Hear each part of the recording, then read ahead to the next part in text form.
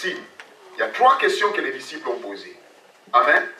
Quand cela va arriver? Et nous avons vu que pour le temps, il n'y a que le Père lui-même qui les connaît. Amen. Même les anges ne connaissent pas. Il n'y a que le Père lui-même qui les connaît. Et en ce qui concerne les signes, nous avons vu cela dans Matthieu chapitre 24, les signes de son avènement. Pour ceux qui étaient là hier, nous avions parlé de cela. Amen. On sera haï, on sera détesté par les gens de ce monde. Il y aura des famines, manque de provisions, manque de nourriture dans beaucoup de pays.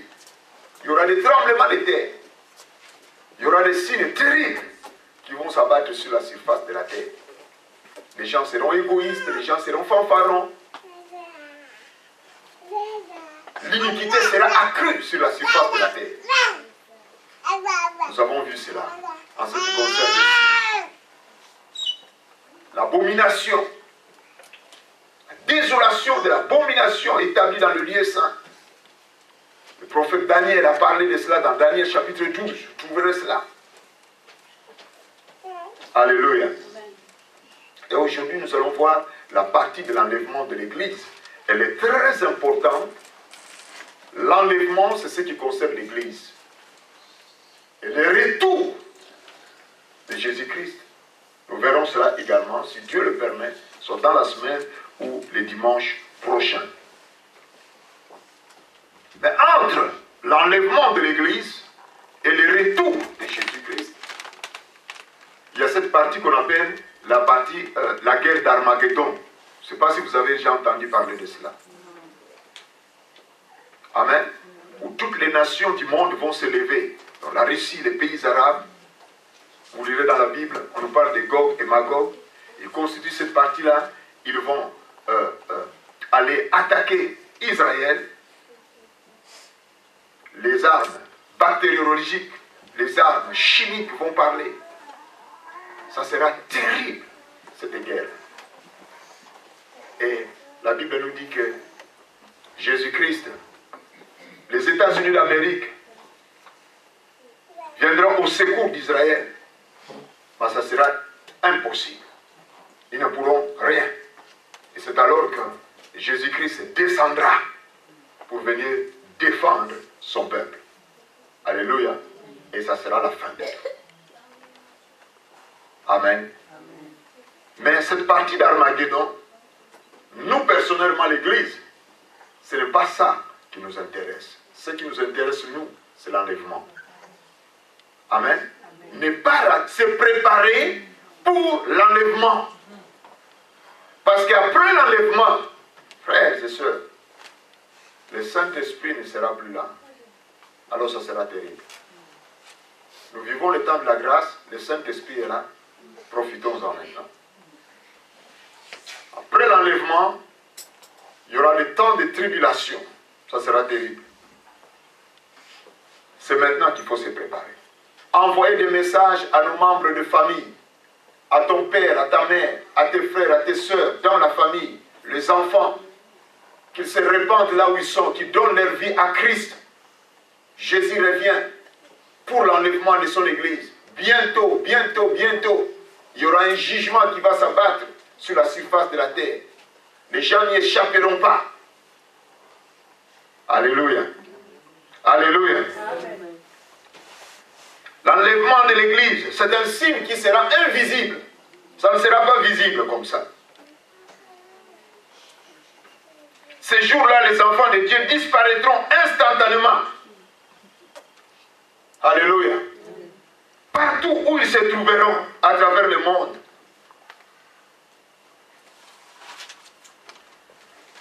Leurs membres de famille vont le chercher. La radio va en parler, la télévision, la presse mondiale, l'Internet. Alléluia.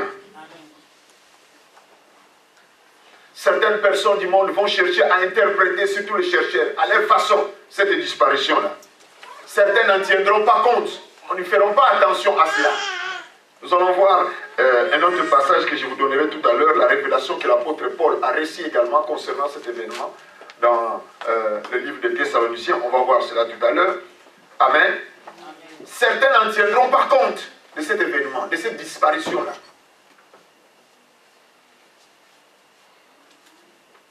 Alléluia. Et nous allons voir ensemble également cet enlèvement, ce retour concerne qui? Comment cela va se passer? Quand cela va se passer? Et nous allons, par la grâce de Dieu, essayer de donner des réponses à toutes ces questions. Alléluia. Amen. Amen. 1 Thessaloniciens chapitre 4.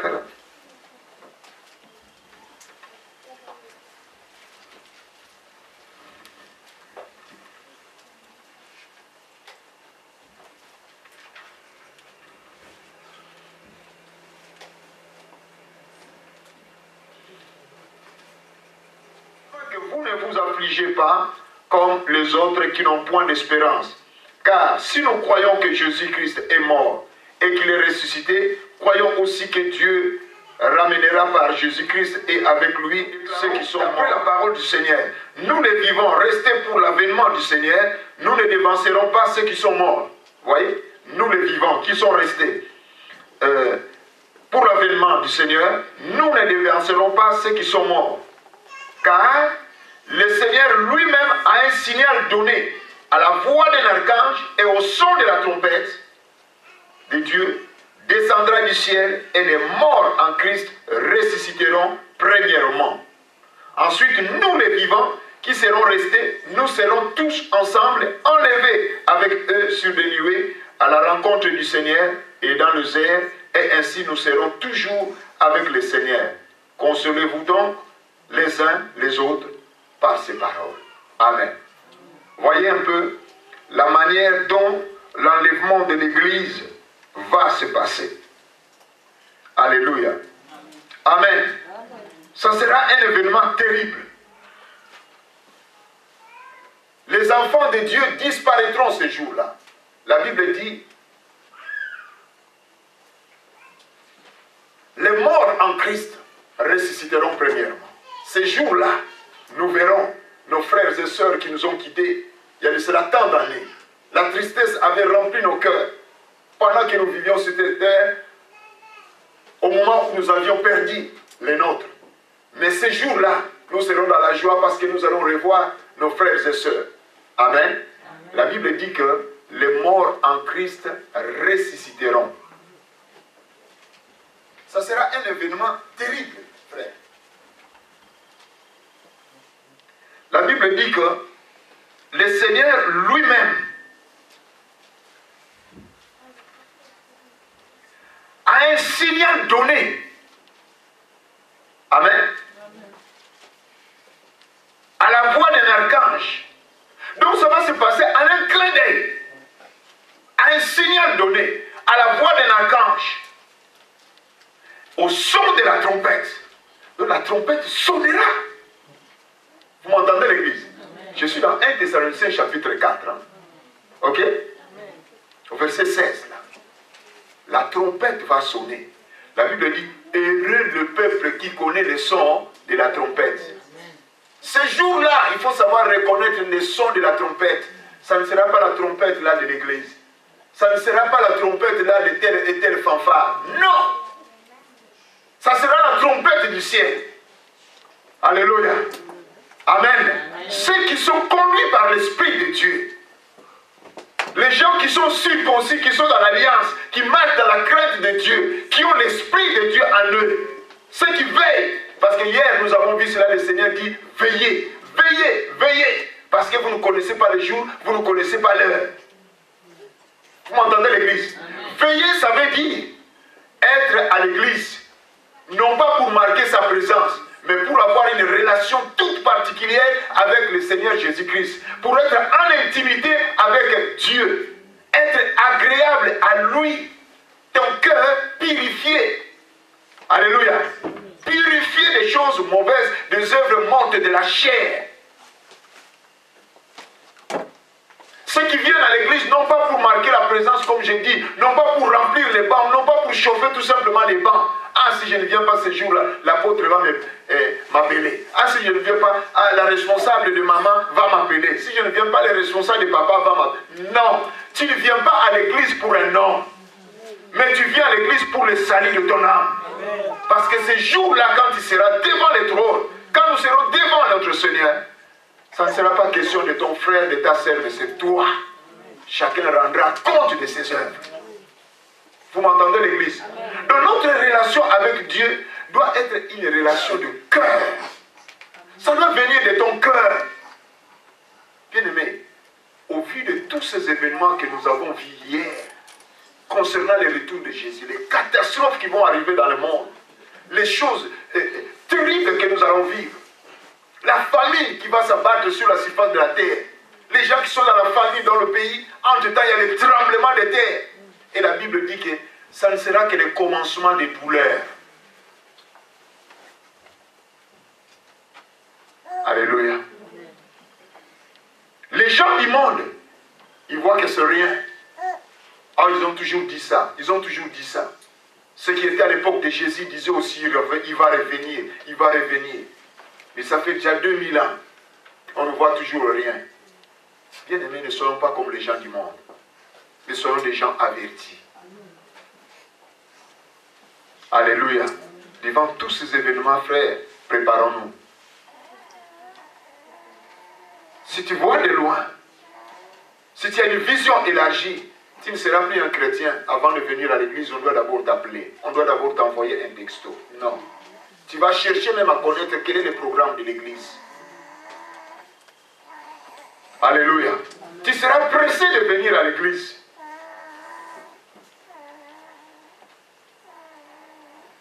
Ah, ce matin, je devais ramener ma fille à la gare et me disait, à 9h, il faut que je sois à l'église. Je dois prendre un train à 8h25. Alléluia. Vous savez, il y a des fois, on dort tard.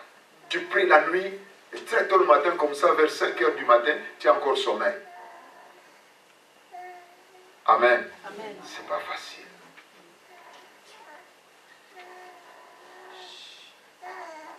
Pendant qu'on sortait de la maison, je disais à ma femme, dans telle église, ils viennent de finir le culte.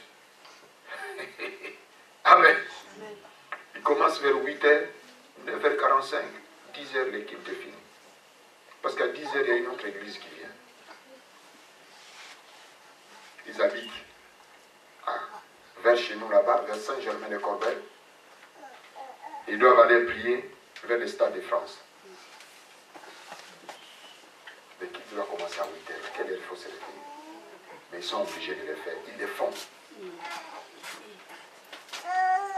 Alléluia. Il y en a qui prient l'après-midi jusqu'à 15h. Il y en a d'autres qui commencent à 15h30 jusqu'à 18h. Et j'étais avec un pasteur hier qui est venu de l'Angola qui me disait, j'ai 4 cultes à tenir demain. Je dois prêcher dans 4 églises. Ici à Paris, tu dois prêcher dans 4 églises. Vous voyez un peu? 8h à 10h, 10h à midi, 13h à 15h, 15h30, 18h. Alléluia. C'est pas facile, hein? Il faut vraiment que le Saint-Esprit nous aide. Amen. Et ce n'était pas un homme, une femme, pasteur, qui doit prêcher dans 4 églises. C'est du travail. Hein? Quand on aime le Seigneur, on le fait. Quand on aime le Seigneur, s'il faut arriver à 8h à l'église, on y arrivera. Moi, j'étais aux États-Unis, dans une église méthodiste.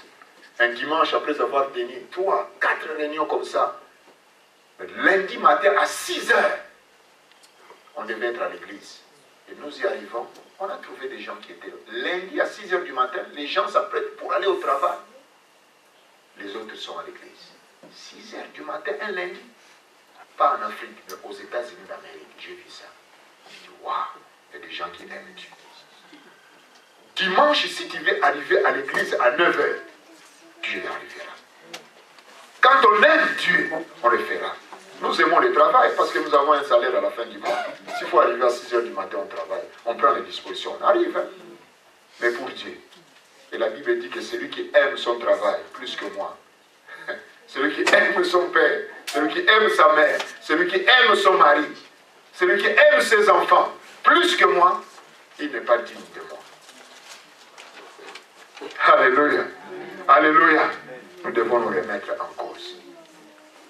N'attends pas qu'on t'appelle d'abord pour venir à l'église, en sachant les choses qui vont arriver. Que nous allons vers la fin. Les signes pour l'avènement du Seigneur, nous les voyons. Les guerres, les tremblements de terre. Un royaume se lèvera contre un autre royaume. Une nation se lèvera contre une autre nation. Il y aura des guerres, des tremblements de terre, des famines.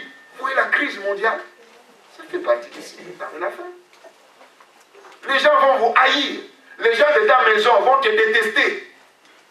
Les parents vont se retrouver au tribunal avec leurs enfants. Est-ce qu'on le voit ou pas? Ça fait partie des signes des temps de la fin. De division. Même dans nos églises. Parce que tu pries, parce que tu vas à l'église, parce que tu tiens la Bible, les gens vont te haïr. Ne sois pas étonné. Quelqu'un qui était proche de toi va se détacher de toi. Ça va arriver. Ne soyez pas étonnés de ces choses. Ça fait partie des signes des temps de la fin. Alors préparons-nous. Quand vous voyez ces choses, nous devons nous préparer. Amen. Amen. Jésus-Christ dira à ses disciples, prenez garde. Amen. Ça, prenez garde. Il dit que personne ne vous séduise. Des séducteurs. Des gens qui vont chercher à vous plaire. Des gens qui vont chercher à gagner votre confiance pour vous détourner tout simplement de la voie de Dieu. Amen. Amen. Jésus dit, prenez garde. Prends garde. Donc, attention. Réveille-toi. Il y aura des faux prophètes. Des gens qui viendront au nom de Jésus-Christ. Ils vous diront que Jésus-Christ est ici. Jésus-Christ est là. Mais faites attention. Des séducteurs. Alléluia. Est-ce que je me fais comprendre? Amen. Amen. À un signal donné, à la voix d'un archange, au son de la trompette, ceux qui sont dans les sépulcres vont ressusciter. Mais pas tous. Ils vont ressusciter pour la vie, ceux qui ont reçu Jésus-Christ comme Seigneur et Sauveur. Alléluia. Voilà la raison pour laquelle nous devons venir à l'église. Être dans sa présence. Ça nous épargne.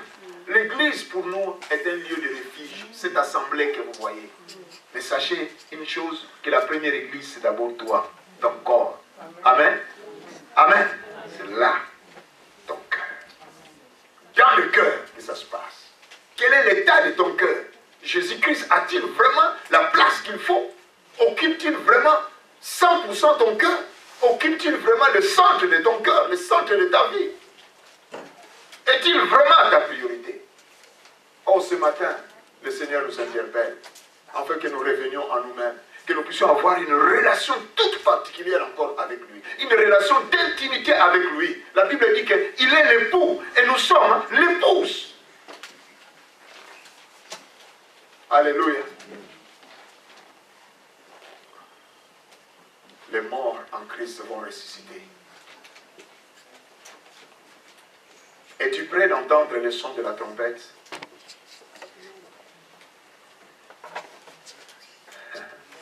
Amen. Amen.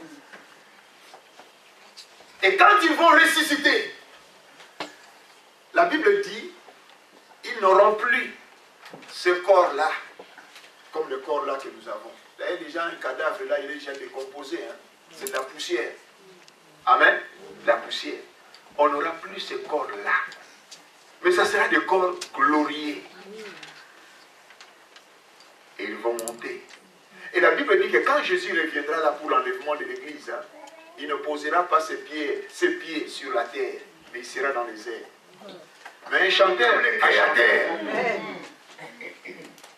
Amen. Donc il remplit tout cet espace. Il n'y a aucun aéroport qui peut le contenir. Et voilà, il va rester dans les airs. Il va t'attendre, toi et moi. N'est-ce pas merveilleux ça? Il dit, je reviendrai, je m'en vais. Auprès de mon Père, vous préparez une place. Et je reviendrai vous chercher.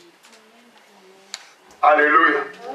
Alors quand les morts en Christ ressusciteront, avec un autre corps, avec des corps glorieux, la Bible dit que nous les vivants qui serons là.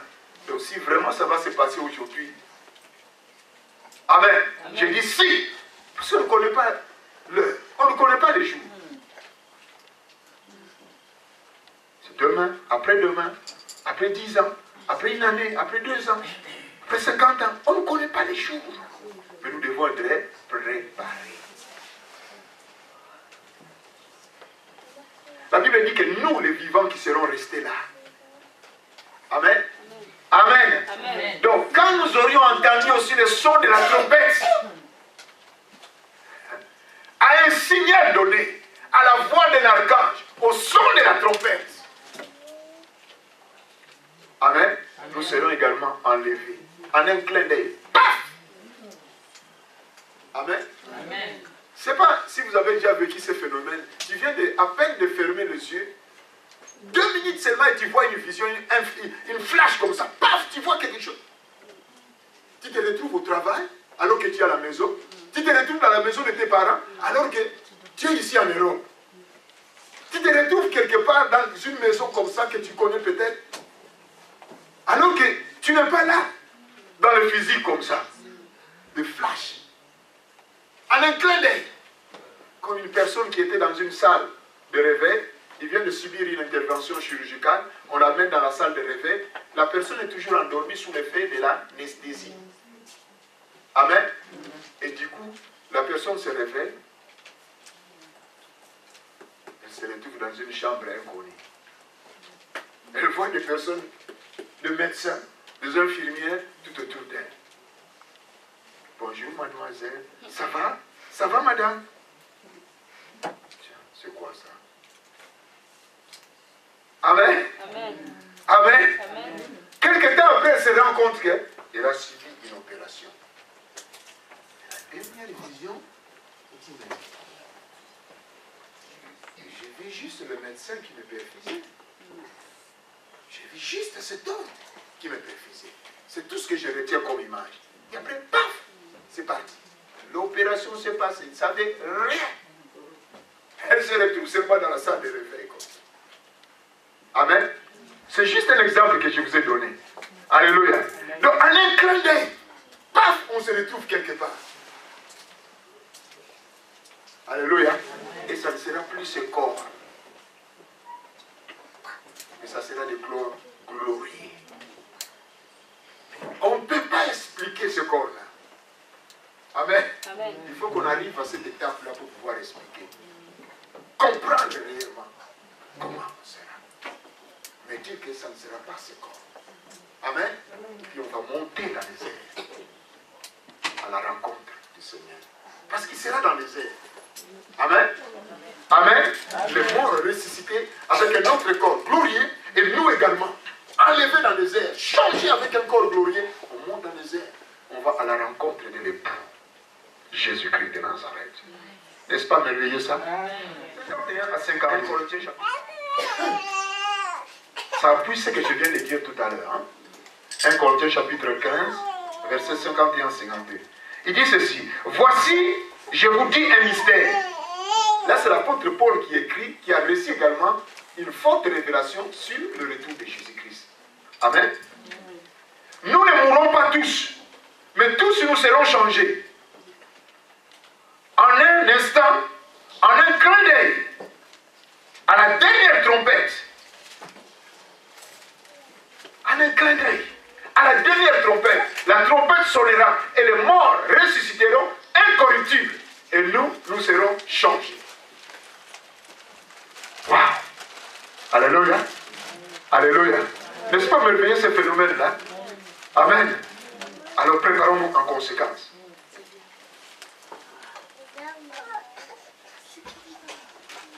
Alléluia! Donc quand cet événement va se passer, l'enlèvement de l'église, les gens vont interpréter à leur façon. Ceux qui sont ignorants vont donner tant d'explications. Il y en a d'autres qui ne tiendront même pas compte de ça. Et ça va compléter, qui ne croiront même pas à cela. Ça va compléter cette parole de l'Écriture qui dit que Dieu leur envoie une puissance d'égarement pour qu'ils croient au mensonge. C'est dans 2 Thessaloniciens, chapitre 2, verset 11. cette puissance d'égarement sera très forte. Car le Saint-Esprit qui convainc du péché ne sera plus dans ce monde. Comme je vous ai dit, quand l'enlèvement de l'Église va se passer, le Saint-Esprit partira. Amen. Or le Saint-Esprit, c'est lui qui convainc. Et comme il ne sera plus là, la puissance de l'égarement sera très forte. Les gens ne croiront même pas à cet enlèvement-là. Et pourtant, ils voient des gens disparaître. Ils ne croiront pas. Alléluia. Amen. Et après l'enlèvement de l'Église bien-aimée, nous allons entrer dans une phase très décisive. Au ciel où nous passerons le temps avec le Seigneur. La Bible dit que 7 ans. La Bible dit qu'une année, c'est 1000 ans pour notre Dieu. Amen. C'est 1000 ans. Amen. Amen. Un jour pour notre Dieu, c'est combien? 1000 ans. Amen. Et 1000 ans pour Dieu, c'est combien? Un jour. 1000 ans, un jour. Un jour, c'est comme 1000 ans pour notre Dieu. Et la Bible dit que Dieu créa les cieux et la terre, tout ce qu'il y a là. C'est lui le créateur. Et tout ce qu'il y a sur la surface de la terre, la Bible dit qu'il a pris pendant 6 jours, que le 7e jour il se déposa. Alors si un jour pour Dieu égale 1000 ans, donc il a pris au moins 6000 ans pour tout créer. Quel architecte! Et aujourd'hui, les gens veulent corriger ce que Dieu a fait. Il ne fallait pas que ça soit comme ça, il ne fallait pas que ça soit comme ça. 6000 ans en train de créer. Voyez un peu. Alléluia. Amen. Et quand l'enlèvement de l'Église va se faire, nous allons rester là avec le Seigneur. Comme l'époux qui vient chercher son épouse. Ça sera une grande fête. Les noces. Alléluia. Pendant 7 ans. Et pendant ce temps-là, que nous serons avec le Seigneur au ciel là-bas, en train de fêter les fêtes de l'agneau, les noces de l'agneau.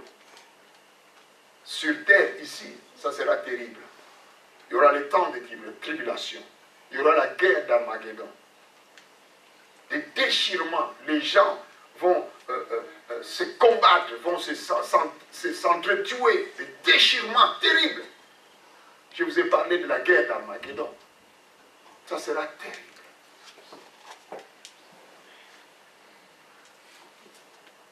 Et ça, que l'Église ne vive pas cela, s'il vous plaît. Si vous faites partie de l'Église, n'attendez pas ces temps de tribulation. N'attendez pas la guerre d'Armageddon. Préparons-nous pour l'enlèvement de l'Église. Amen. Parce que pendant cette guerre d'Armageddon, les armes chimiques, les armes bactériologiques vont parler, comme j'ai dit tout à l'heure. Ça sera terrible, ça sera terrible.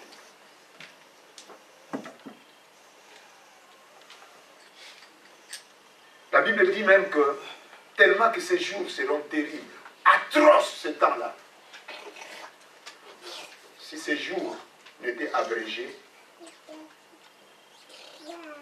personne ne serait sauvé. Amen. Dans Matthieu chapitre 24, au verset 22, vous trouverez cela. Au verset 21, il dit, car alors la détresse sera si grande qu'il n'y en a point eu de pareil depuis le commencement du monde jusqu'à présent, et qu'il n'y en aura jamais. Et si ces jours n'étaient abrégés, personne ne serait sauvé. Mais à cause des élus, ces jours seront abrégés. À cause de toi et moi. À cause des élus, ces jours seront abrégés. Parce que si cette souffrance-là continuait, personne ne sera sauvé. Amen. Amen. Amen. Amen. Je répète, alors que la détresse sera si grande, dans des temps difficiles, des guerres, des troubles, des tueries, des rébellions. Pour rien, tu n'as rien fait, on t'accuse. On te trahit par la personne qui était très proche de toi. Tu te retrouves au tribunal. Des moments terribles. Alléluia. Amen. Dans une même maison, un homme sera pris le jour de l'enlèvement. la femme sera restée parce qu'elle n'a pas crié au Seigneur. La femme sera prise, l'homme va rester parce qu'il n'a pas crié au Seigneur. Les gens qui ont endurci leur cœur. Alors la Bible dit aujourd'hui, si vous entendez sa voix, n'endurcissez pas votre cœur. Amen. Il se tient à la porte et il frappe. Amen. Il veut rentrer dans ta vie. Ouvre-lui la porte de ton cœur. C'est aujourd'hui qu'il faut prendre la décision de donner entièrement sa vie au Seigneur.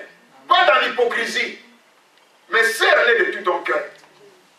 Toi qui es encore dans les ténèbres, sors des ténèbres. Alléluia.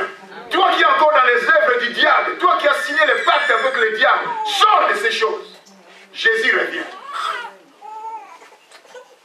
Que vous soyez grand, petit, si vous avez signé le pacte avec le diable, avec les œuvres mortes du diable, sortez de ces choses-là. Ça va vous emmener en enfer. La Bible dit que ceux qui s'approchent du Seigneur s'éloignent de l'iniquité.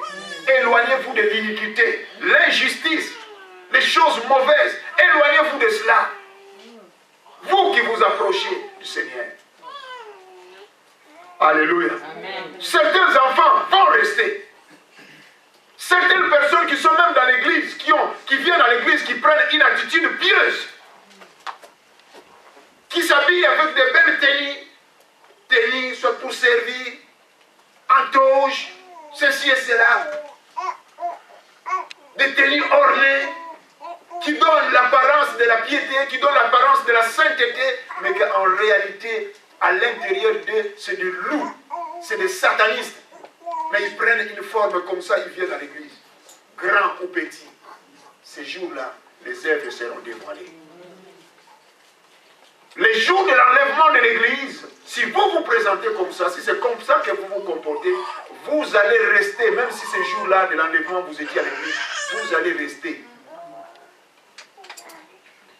J'ai toujours donné cet exemple-là de l'aimant. Amen. L'aimant attire quoi? Du fer. Amen. L'aimant attire du fer. Est-ce que si on prend cette fleur-là, on pose l'aimant dessus, ça sera attiré? Non. Mais regardez la beauté de cette fleur. Regardez un peu la beauté de cette peau de fleur. Vous regardez? Vous voyez? Les fleurs qui sont de l'autre côté, vous voyez un peu la beauté? Mais est-ce qu'il y a du fer à l'intérieur? Zéro. Le fer, c'est comme un exemple que je prends, la vie de Christ. Doit être à l'intérieur. Et c'est comme ça, le jour de l'enlèvement, paf, tu seras enlevé. Amen. Mais la fleur, quelle que soit sa beauté, si on pose l'aimant dessus, ça ne sera pas enlevé. Ça ne va pas s'attacher à l'aimant. Et c'est ce que Dieu attend de son Église. Il a envoyé les pasteurs, les apôtres, les prophètes, docteurs, évangélistes pour préparer l'Église. C'est ce travail que nous sommes en train de faire. Répentez-vous, répentez-vous, répentez-vous. Purifiez vos cœurs, purifiez vos cœurs. Marchez dans la crainte de Dieu, marchez dans la sainteté, approchez-vous de Dieu, aimez Dieu de tout votre cœur. Jésus revient pour l'enlèvement de l'Église. Il vient chercher son Église, il vient chercher son Église, il vient chercher l'Église glorieuse. L'Église n'est pas encore prête. Et c'est ce qui fait que le maître, jusqu'à présent, il attend. Amen. Il y a des choses qui ne sont pas encore en place. Et il nous laisse encore le temps. Toi qui es là dans l'église, toi qui suis ce message à travers le monde, donne ta vie entièrement au Seigneur Jésus. Donne toute la priorité à Jésus-Christ. Attache-toi de tout ton cœur à lui. C'est comme ça que tu seras sauvé. C'est comme ça que tu participeras à l'enlèvement. Tu seras enlevé ce jour-là. Mais sinon, ça sera du temps perdu. Quelles que soient les fonctions que tu avais à l'église, si Christ n'a pas toute la place dans ton cœur, zéro. Alléluia. Alléluia. Imaginez-vous un peu cet événement-là. Ce qui va se passer ces jours-là de l'enlèvement. Les pilotes dans l'avion, si c'était un chrétien, né de nouveau, qui craint Dieu, qui a vraiment Christ en lui, qu'est-ce qui va se passer dans les airs? Hein? Vous voyez un peu cet événement? Il y a des fois, on voit ça comme des histoires comme ça, mais c'est la Bible qui les dit. Hein? La Bible les dit. On serait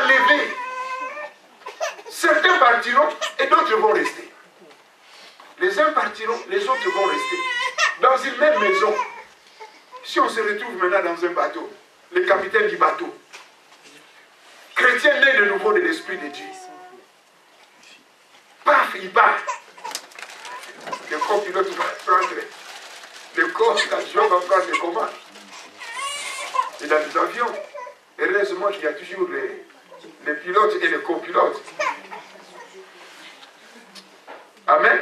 C'est arrivé un jour comme ça, on m'a expliqué qu'un pilote avait fait un malaise dans l'avion, il est décédé, et c'est le copilote qui avait pris les commandes et qui a conduit l'avion jusqu'à destination. Amen. Il paraît que dans certains pays, dans leurs avions, ils mettent toujours un pilote chrétien, soit les deux pilotes sont chrétiens, mais ils ne peuvent pas embaucher dans cette compagnie-là deux pilotes païens. Ils embauchent au moins un chrétien. Et puis, même s'il y aura quelqu'un d'autre là qui n'est pas un chrétien, ils le mettent à côté. Mais au moins que les deux soient, au moins un d'entre eux doit être chrétien. Amen. De sorte que ce jour-là, si celui-là part, que l'autre puisse prendre les commandes. Pour ça, c'est entre guillemets. Alléluia. Et tout ce que nous voulons, que tous au moins soient sauvés. Amen. Les pilotes et les copilotes. Amen. Dans une voiture taxi, le chauffeur est enlevé. Tu as pris les taxis pour aller à l'aéroport. Le chauffeur est enlevé. Imaginez-vous un peu cette scène-là. Combien de voitures se retrouvent sur le périphérique? Des millions de voitures qui circulent dans ce pays où nous sommes, dans les autoroutes. Hein? Imaginez-vous un peu les embouteillages qu'il y aura ce jour-là. Des voitures qui s'arrêtent parce que le pilote n'est pas là. Je ne sais pas comment le Seigneur va arranger les choses ce jour-là. Mais je crois qu'il est le Dieu créateur, il est capable de tout gérer. De la même façon qu'il gère nos prières, des millions, des milliards de chrétiens qui sont dans le monde, qui lui adressent des prières à la minute comme nous ici. Mais il gère toutes les prières. Amen. Il entend tout, il voit et il gère toutes les prières. Il donne des réponses. Et je crois que ces jours-là, il va tout gérer aussi. Amen. Amen. Mais notre espérance est que ces jours-là, nous serons enlevés. Quand toutes ces catastrophes-là, ces désordres-là vont se passer sur la terre ici, nous, on ne sera plus là. Ça ne sera plus notre affaire. Quand ton mari est resté, ta femme est restée, c'est fini. Tu as eu tout le temps de lui parler, il n'a pas crié. Là, c'est fini maintenant. Alléluia. Amen. Vous voyez un peu ça? Chauffeur enlevé, pilote enlevé, capitaine de navire enlevé. Bon, pour le drone, là, il n'y a pas de pilote. Hein? Alléluia. Vous voyez un peu cette scène?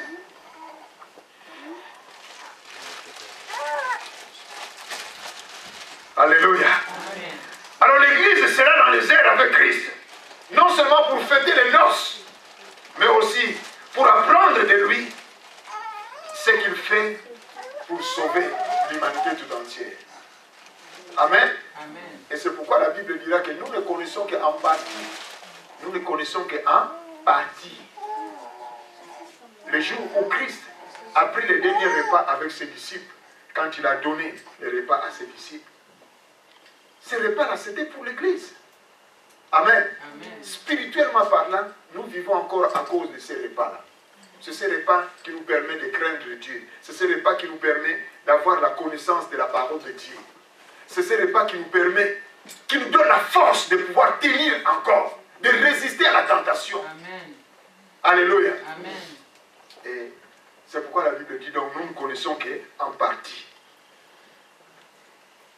Ça nous donne la force d'aimer encore le Seigneur, ce repas.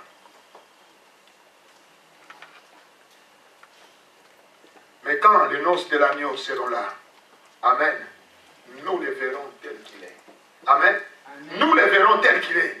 Et nous serons faits semblables à lui.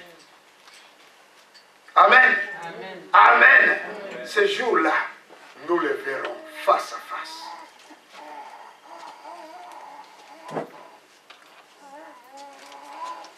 L'enlèvement de l'Église se fera à l'improviste.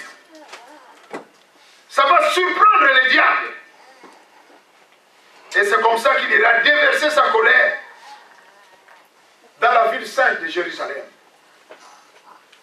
Car le diable, en ce moment-là, verra qu'il a échoué dans sa mission qui constituait à détruire l'Église. Amen. Amen. Le diable n'a qu'une autre mission, n'a qu'une seule mission, détruire l'Église. C'est la raison pour laquelle il combat les chrétiens. Amen. Les combats auxquels tu fais face, c'est le diable qui est derrière. Parce que toi, tu es agréable à Dieu, tu bénéficies de l'amour de Dieu. Dieu a préparé une place pour toi auprès de lui au ciel. Et le diable ne veut pas de cela. Le diable sait que lui va aller en enfer. Et c'est pourquoi il te combat. Il veut te détourner de la voie de Dieu. Il t'entraîne dans la souffrance pour que tu puisses perdre la foi. Nous avons vu cela dans le signe des temps de la fin. La charité du plus grand nombre se refroidira. Amen. Il y a même certains élus. Il y a des gens qui vont abandonner la foi. Donc ne soyez pas étonnés de voir tel frère, telle soeur. Oh, moi je viens plus à l'église, je prie maintenant à la maison. Il a cédé carrément au mensonge du diable. Ça fait partie des signes des temps de la fin. Les gens deviennent égoïstes, les gens endurcissent leur cœur. Mais nous n'allons pas nous fatiguer, nous allons continuer de prêcher. Amen. Amen. Mais la Bible ajoute toujours dans Matthieu 24, après tous ces signes-là, il dit que ça ne sera que le commencement. Mais pour qu'on arrive à la fin, il faut que la bonne nouvelle soit prêchée dans les nations du monde. Amen. Amen. La bonne nouvelle dans l'évangile doit être prêchée dans le monde entier. Voilà la raison pour laquelle les apôtres, ils partent, les évangélistes, ils partent dans le monde entier pour aller prêcher l'évangile. Même dans les coins les plus reculés, dans les forêts où les gens n'entrent pas. Vous ne pouvez même pas entrer là-bas avec un vélo. Le véhicule ne peut pas entrer. Il faut aller à pied. Les hommes et les femmes de Dieu vont là-bas. Il y en a même qui sont morts. Et c'est écrit dans la Bible. Vous allez même mourir. On va vous tuer. Les gens pourront même rendre un culte à Dieu en tuant un pasteur, en tuant un chrétien. Ça va arriver. Regardez au Nigeria ce qui se passe là-bas. Combien d'églises sont brûlées? Combien de chrétiens sont tués? Des bombes qui sont posées dans les églises. Les chrétiens qui sont là, ils meurent. Est-ce que Jésus est là ou pas? Ils ont Jésus. Ça fait partie des signes des temps de la fin. Alléluia. Amen. Gloire à Dieu. Parce que c'est tout simplement le corps qui est détruit, mais pas l'âme. Alléluia. L'âme est auprès du Père. Ce qui est plus important pour nous, ce n'est pas ce corps ici, c'est l'être intérieur. Amen. Qui va se reposer auprès du Père. C'est ça notre espérance. C'est pourquoi à un certain moment, quand tu perds quelqu'un qui est proche là, rentre tout simplement dans le spirituel, rentre en esprit et vois les choses spirituellement. Et il se repose auprès du Père. Amen. Alléluia. Amen. Et nous le verrons bientôt. Amen. Amen. Amen. Amen. Amen. On va se reconnaître, on sera en esprit. Amen. On verra l'esprit tel, l'esprit tel, l'esprit tel. Alléluia. Amen, amen, amen, amen. Amen. Donc le diable sera surpris parce qu'il croit contrôler tout. La Bible dit que le monde entier est sous la puissance du malin. Il a établi son système dans ce monde pour pouvoir tout contrôler. Et il pense même contrôler tous les chrétiens. Et il pense contrôler l'Église tout entière. Alléluia. Il se réjouit des actes qu'il commet dans l'Église, des divisions qu'il opère dans les églises. Le diable se réjouit. Hein? Quand un enfant de Dieu chute, le diable se réjouit. Waouh, je les ai eus. Ils vont me suivre, ils sont derrière moi, ils vont aller en enfer. Il y a des fois, il va même nous accuser. Amen. Regarde ces frères-là, regarde ces sœurs-là qui se dit chrétien. Tu vois maintenant, il est dans une boîte de nuit. Il est dans un hôtel. Alléluia. Il doit entraîner tout le monde. Et il sera surpris ces jours-là quand Jésus viendra pour l'enlèvement de l'église. Il sera surpris. Paf! Ils ne sont plus là. Il vient dans telle église, ils ne sont pas là. Il va dans telle assemblée, ils ne sont pas là. Il va dans telle assemblée, ils ne sont pas là. Il va en Amérique, ils ne sont pas là. Il va en Angola, ils ne sont pas là. Il va en Nigeria, ils ne sont pas là. Il vient en France, ils ne sont pas là. Où est-ce qu'ils sont partis? Amen. Amen. Il sera en colère. Parce qu'il a loupé sa cible. Il a raté sa cible. Amen. Amen. Et c'est pourquoi il ira déverser sa colère à la ville sainte là-bas. Amen. Et c'est là qu'il y aura la guerre d'Armageddon. La Russie avec les nations arabes. Donc, ils vont se liguer pour aller combattre Israël. Ça, on parlera prochainement. Amen. On vous expliquera cela. Armageddon. Montagne de massacre. Megiddo. Une ville palestinienne près du mont Carmel. Des choses terribles vont se passer là-bas. Et la Bible dit que, j'essaie de dévancer un peu, quand Jésus reviendra maintenant, pour défendre Israël, qui sera combattu par les nations du monde, même l'aide de l'Amérique ne suffira pas. En ce moment-là, il ne sera plus dans les airs, mais il posera ses pieds au mont des Oliviers. Alléluia. Il posera ses pieds au mont des Oliviers. Là même où il avait dit, là même où les disciples lui ont posé la question, Maître, dis-nous quand cela arrivera et quels seront les signes de ton avènement et de ton retour. Quand est-ce que ces choses vont arriver?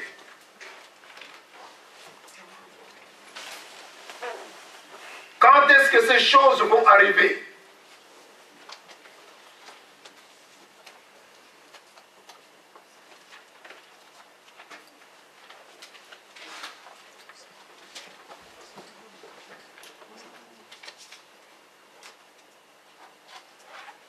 Aucune date, aucun délai ne nous est donné. Selon Apocalypse chapitre 3 verset 11. Je viens bientôt. Retiens ce que tu as, afin que personne ne prenne ta couronne. Il dit tout simplement, je viens bientôt. Toujours dans Apocalypse, chapitre 22, verset 7. Si vous pouvez nous projeter ça.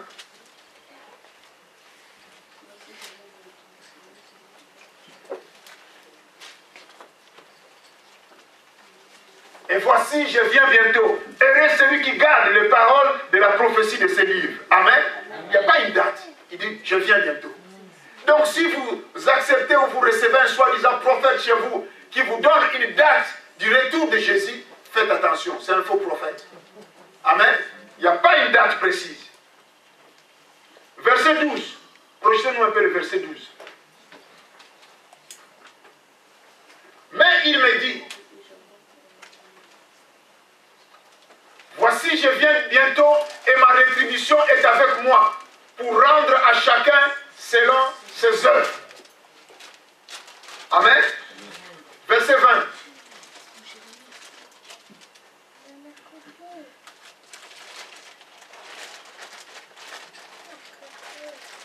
Celui qui atteste ces choses dit, oui, je viens bientôt. Amen.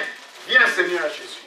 Amen. Amen. Amen. Donc au travers de ce texte, nous avons vu qu'il vient bientôt. Il n'y a pas une date. Amen. Amen.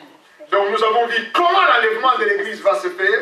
Nous avons vu également quand est-ce que l'enlèvement de l'Église va se faire. Bientôt. Il n'y a pas une date. Et pour qui l'enlèvement de l'Église va se faire? Donc voilà, en ce qui concerne l'enlèvement de l'Église. Pour aujourd'hui, nous allons nous arrêter là. Donc faites tout simplement cette différence. L'enlèvement de l'Église que nous venons d'expliquer n'a rien à voir avec le retour de Jésus-Christ. Amen. Amen. Amen. L'enlèvement de l'Église, c'est le moment où Christ apparaîtra dans les airs pour prendre ce qui lui appartient. Les frères et sœurs qui ont donné leur vie à lui. L'Église, corps de Christ. Amen. Amen. Et son retour, par contre, interviendra après qu'il soit avec l'Église. Et il reviendra pour rétablir son règne sur terre avec l'Église. Amen. Amen. C'est là que nous parlons du retour de Jésus-Christ. Et Dieu s'y levait, nous verrons cela également. Amen. Amen. Tu connais ta place. Tu connais quel genre de vie tu mènes. Et maintenant, il faut que Christ soit en toi. Rappelle-toi de l'exemple de fleurs qu'on vient de donner. Qu'est-ce qui se passe en toi? Il y a une lutte en toi. Il y a le bien et le mal. La Bible dit, j'ai mis devant vous la vie et la mort. Le bien et le mal. Choisis le bien. Choisis la vie pour que tu vives. Quelle est ta relation avec Jésus-Christ? Quelle est ta relation avec Jésus-Christ? Ceci concerne tout le monde, même les jeunes. Es-tu agréable à Dieu? Prie maintenant là où tu es. Si tu vois que tu n'as pas une bonne relation avec Christ, commence à demander pardon. Répands-toi. La Bible dit que je ne mettrai point dehors celui qui vient à moi.